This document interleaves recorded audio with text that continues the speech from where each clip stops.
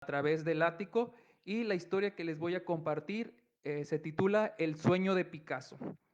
Texto e ilustraciones de Marta Rivera Ferner.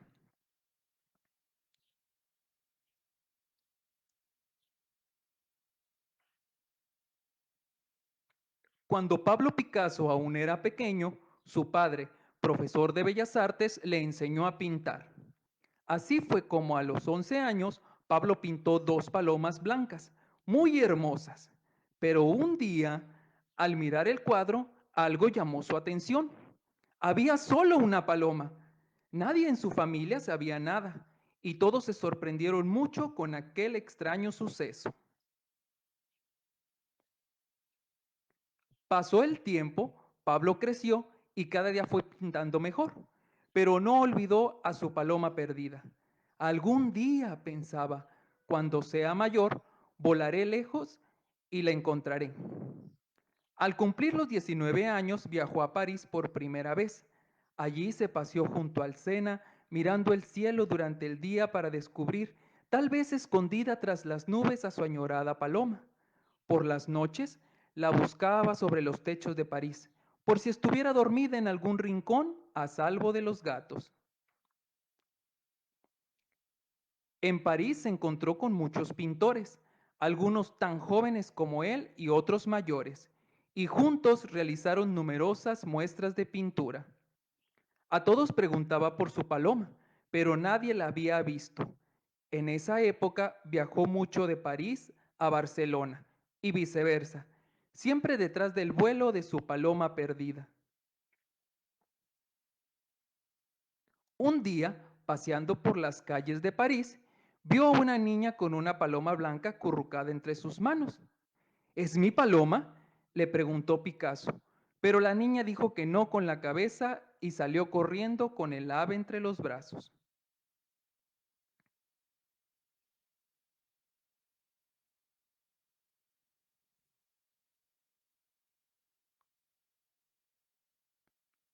Picasso corrió tras ella y vio cómo la niña entraba en un bar.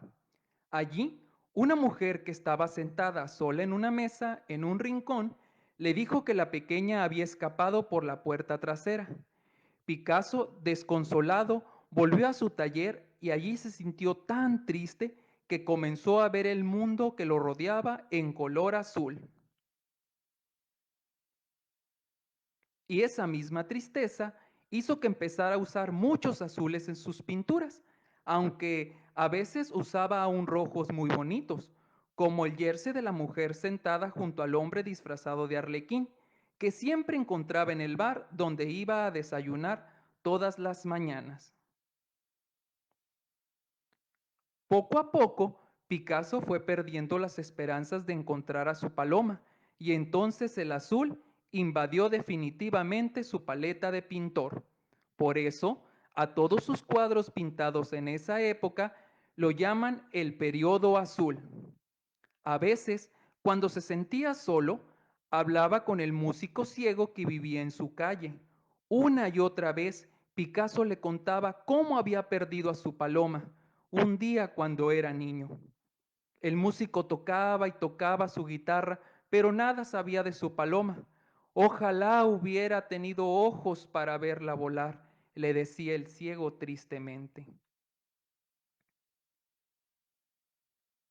Su casera solía acercarse hasta el taller a llevarle algo para comer. Era solo un pretexto. Lo veía tan triste. Y entonces le hablaba y le hablaba para distraerlo. Pero Pablo apenas la escuchaba. Solo pensaba en su pintura y en su paloma. Y seguía pintando todo en azul, muy azul, rabiosamente azul.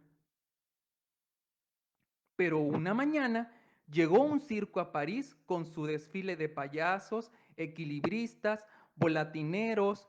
Las calles se llenaron de luz y color. Un joven arlequín, sentado en la parte más alta de uno de los carromatos que desfilaban, le gritó que había visto a su paloma volar por los cielos de Francia. Picasso lo oyó, pero quiso saber más y siguió a la alegre caravana hasta las afueras de la ciudad, donde se había detenido para levantar la inmensa carpa. Allí, varios artistas le confirmaron la novedad. Sí, su paloma había volado sobre ellos. No sabían hacia dónde. La alegría de aquellos ambulantes y la buena noticia se le contagió a Picasso, que olvidó el azul en su paleta y lo cambió por el rosa. Y a este periodo se le llama el periodo rosa.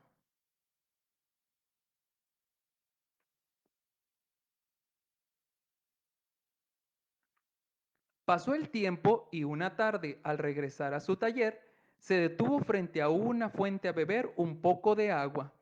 Allí había algunas mujeres enormes y gordas.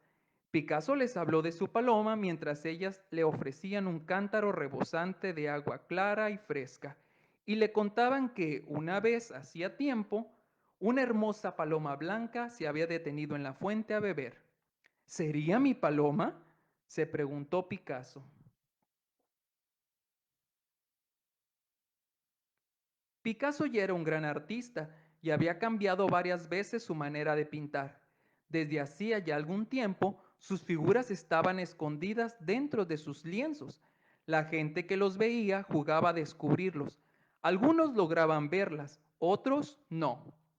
Una noche en que paseaba por la ciudad, vio a tres músicos tocando sus instrumentos. Picasso los pintó como los veía, pero los músicos no se reconocieron por más que miraron y miraron. Este periodo se llama cubista. Después de varios años, Picasso se casó y tuvo hijos. Un día vio un reflejo muy blanco entrando a su estudio y creyó que podía ser su paloma perdida, pero no, era su pequeño hijo Pablo, que se había vestido de Pierrot. La gracia del niño le hizo sonreír, pero le trajo una vez más el recuerdo de su querida paloma. Una tarde, su amiga Nush le pidió que la pintara su retrato. Picasso así lo hizo y la pintó con verdes, celestes, amarillos y negros.